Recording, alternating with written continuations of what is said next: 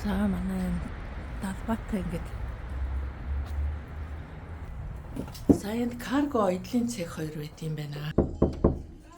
Сайн байна уу? Сайн байна уу?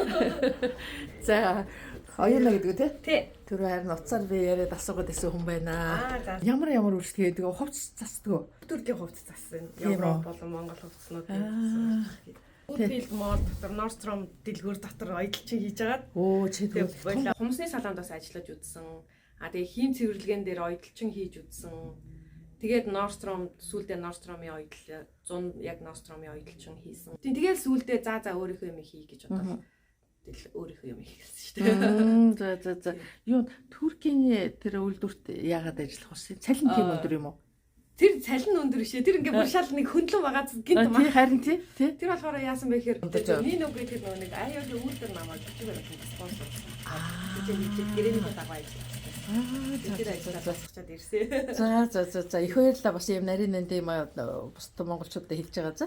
Тийм зүгээр шүү дээ. Хүмүүс ер нь гэхдээ нэрээ мэддгүй юм билээ. Ямар ч хэсэн тэл энэ тэнд үйлдвэрүүдээр спонсорлоод бичиг баримттай болдгоо.